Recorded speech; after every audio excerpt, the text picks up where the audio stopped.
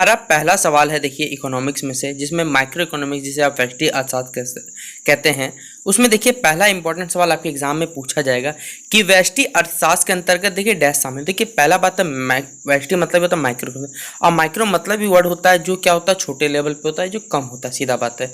तो उसी चीज को हम लोग व्यष्टि अर्थशास्त्र के अंतर्गत रखते हैं। देखिए यहाँ पर 4 ऑप्शन आपको दिए गए, साधन एवं वस्तु कीमत निर्धारण को, राष्ट्रीय आय की गणना को, कुल रोजगार के स्तर या फिर उपयुक्त सभी। देखिए यहाँ पर हमें व्यष्टि अर्थशास्त्र बताना है, तो देखिए ये क्या होगा, पर्सनल लेवल पे हो सकता है, छोटे लेवल पे।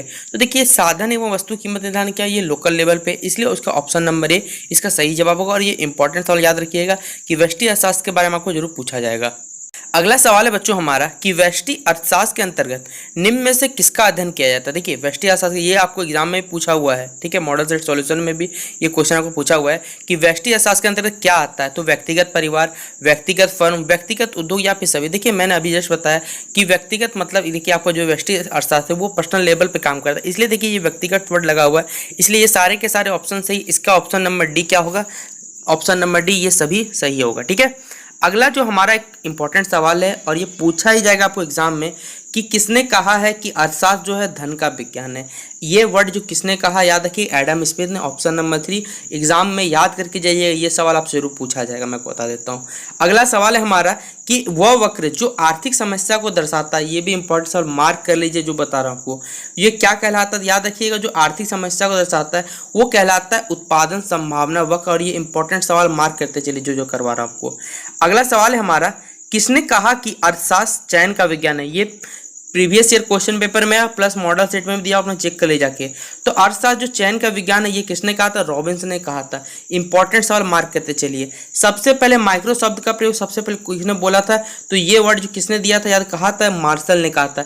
इसका ए इसका सही जवाब और इंपॉर्टेंट सवाल देखिए। फिर अगला जो 7 नंबर सवाल हमारा कि अर्थशास्त्र, ठीक है, ये हमारा सवाल दिया हुआ है कि अर्थशास्त्र किसने कहा था, सबसे पहले माइक्रो शब्द का प्रयोग किसने किया था, तो क्या था मार्शल ने। और फिर अगला है माइक्रो जिसका अर्थ होता है छोटा, निम्न में से कौन सी भाषा से होता है। तो याद है कि माइक्रो जो वर्ड है वो मैंने आपको बार बार मॉडल सेट में करवाया, मॉडल सेट से आया हुआ सवाल है कि जो माइक्रो वर्ड है वो क्या है, ग्रीक वर्ड है, यानी जो ग्रीस देश से आया। ऑप्शन नंबर सी इसका क्या हो जाएगा, राइट आंसर हो जाएगा बच्चों, ठीक है। अगला है हमारा देखिए अर्थशास्त्र की केंद्रीय समस्या। देखिए जब भी अगला हमारा 8 नंबर सवाल है कि अर्थशास्त्र की केंद्रीय समस्या कौन सी है, तो याद रखिएगा केंद्रीय समस्या सबसे पहला ही आपको मॉडल सेट में मिलेगा कि हम क्या उत्पादन करें और किसके लिए उत्पादन, ये सबसे बड़ी समस्या होती है। आपको मॉडल सेट में ऐसा क्वेश्चन में, लेकिन यहाँ पर देखिए आपको कुछ ऑप्शन दिए हुए कि साधनों का आवंटन यानी बांटना, साधनों का कुशलतम उपयोग, आर्थिक विकास, या फिर ऑप्शन नंबर डी सभी। तो देखिए ये सारी की सारी जो समस्या है वो क्या केंद्रीय समस्या व्यवस्था से जुड़ी हुई है, इसलिए ऑप्शन नंबर डी बच्चों इसका राइट आंसर हो जाएगा, ठीक है। अब हमारा अगला जो सवाल है बच्चों वो मुझे पूछा गया कि निम्न में से, ठीक है, क्या कि निम्न में से किस आधार स्तंभ पर आर्थिक समस्याओं का ढांचा खड़ा है। जो हमारा आर्थिक समस्या का जो ढांचा है वो किस पे खड़ा हुआ है, असीमित आवश्यकताओं पे, सीमित साधन पे, दोनों सही है या फिर इनमें से कोई नहीं। तो देखिए ये दोनों ही इंपॉर्टेंट कह सकते हैं कि ये ढांचा बना हुआ है असीमित आवश्यकता और सीमित, इसलिए इसका ऑप्शन नंबर जो सी है, दोनों 1 और 3, दोनों 1 और 2 ये सही है, इसलिए 9th का आप टिक कर लीजिएगा, 3 ये इंपॉर्टेंट टिक कर लीजिएगा। अगला इंपॉर्टेंट सवाल है कि निम्न में से कौन आर्थिक क्रिया के उदाहरण, क्वेश्चन नंबर 10 देखिएगा। देखिए उत्पादन, उपभोग, विनिमय एवं निवेश, या फिर ऑप्शन नंबर डी इनमें से सभी। तो देखिए ये सारे के सारे क्या आर्थिक क्रिया का एक टाइप है, इसलिए ये ऑप्शन नंबर डी इनमें सभी दिया हुआ है। आर्थिक महामंदी काल, ये इंपॉर्टेंट पूछा जाएगा, 1929 से 1932, ये भी मार्क कर लीजिएगा। अगला सवाल है हमारा आर्थिक प्रणालियों के निम्न में से कौन सा एक रूप है, ठीक है, पूंजीवाद होता है, समाजवाद होता है, मिश्रित अर्थव्यवस्था, या ऑप्शन नंबर डी सभी। तो देखिए ऑप्शन नंबर डी सभी इसका राइट आंसर हो जाएगा। फिर अगला 14 नंबर हमारा सवाल है, तो 13 नंबर कि आर्थिक समस्या मूलतः किस तथ्य की क्या है समस्या है, चुनाव की है, ठीक है। याद रखिए ये मॉडल सेट में भी दिया हुआ आपका कि आर्थिक समस्या मूलतः किस तथ्य की संभावना, तो याद रखिए चुनाव की, ऑप्शन मिल जाएगा। मॉडल सेट में यही सवाल दिया आने की संभावना बहुत ज्यादा इस प्रश्न की, तो मार्क कर लीजिए आप तो ये बच्चे इसको। अगला सवाल है हमारा कि निम्न में से कौन सी आर्थिक क्रिया अर्थशास्त्र की अध्ययन सामग्री के अंतर्गत सम्मिलित की जाती है। असीमित आवश्यकताओं को से जुड़ी आर्थिक क्रिया, सीमित संसाधनों से जुड़ी आर्थिक क्रिया, दोनों 1 और 2, या फिर इनमें सभी।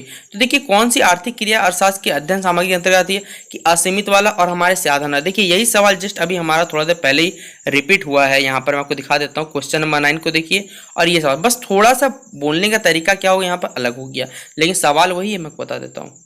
अगला हमारा अवसर लागत का देखिए वैकल्पिक नाम, ये आपको पूछा जाएगा, मार्क कर लीजिए 15 नंबर इंपॉर्टेंट सवाल कि अवसर लागत का जो वैकल्पिक नाम क्या होता है, उसे आर्थिक लागत के नाम से भी जाना जाता है। 16 नंबर मार्क करिएगा इंपॉर्टेंट में कि अर्थशास्त्र जो हमारा तर्कशास्त्र का क्या है, विज्ञान है। ये जो वर्ड है ये किसने कहा था, ठीक है, ये जो आपका सेंटेंस वाक्य किसने कहा था, तो कहा था रॉबिन्स ने कहा था। ये आया हुआ सवाल है, बता देता हूँ आपको।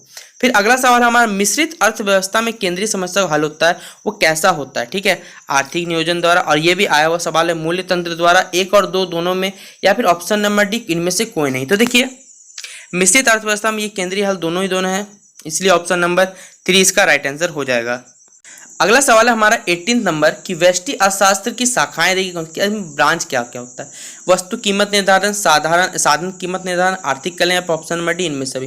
तो देखिए तीनों ऑप्शन सही है, इसलिए ऑप्शन नंबर डी इसका क्या हो जाएगा, राइट आंसर हो जाएगा। फिर अगला हमारा निम्न में से कौन सा एक उत्पत्ति का साधन नहीं है, भूमि, श्रम, मुद्रा या फिर पूंजी। देखिए उत्पत्ति का मतलब इसे आप कह सकते हो उत्पत्ति यहाँ नहीं होगा, कोई साधन नहीं है इसका, तो ये क्या मुद्रा जो हमारे पास कैपिटल या मनी इसको कहा जाता है, वही क्या हमारा एक साधन नहीं है। फिर अर्थव्यवस्था को वर्गीकृत किया जाता है, ठीक है, पूंजीवादी में, समाजवादी में, मिश्रित या सभी। तो देखिए अर्थव्यवस्था को इतनी कैटेगरी में बांटा जाता है, इसलिए इसका ऑप्शन नंबर क्या हो जाएगा, 4 इसका राइट आंसर हो जाएगा, ठीक है।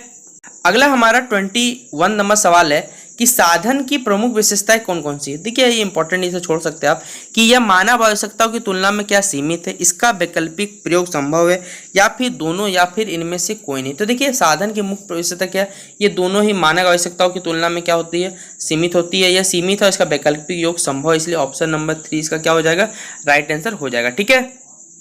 तो देखिए ये थे हमारे इकोनॉमिक्स में, जहाँ आपको व्यष्टि अर्थशास्त्र, जिससे आप क्या कह सकते हैं माइक्रो इकोनॉमिक्स से सवाल पूछे जाएंगे, और जितने सवाल कराएं आपको मैं टॉपिक वाइज, चैप्टर वाइज करा, पूरा मॉडल सेट तो कंप्लीट करा ही दिया है, इंपॉर्टेंट मॉडल सेट से वो भी करा दिया, चाहे टर्म 1 हो चाहे टर्म 2, इसमें कुछ एक्स्ट्रा ऑब्जेक्टिव कर लीजिए तो आप सही बच्चों के लिए अच्छा रहेगा। तो फिलहाल आज की इस वीडियो में इतना। वीडियो अच्छा लगे तो वीडियो को आप शेयर कर दीजिएगा, वीडियो कैसा लगा कमेंट सेक्शन जरूर बताइएगा। तो चलिए मिलते हैं अपने अगले वीडियो पर।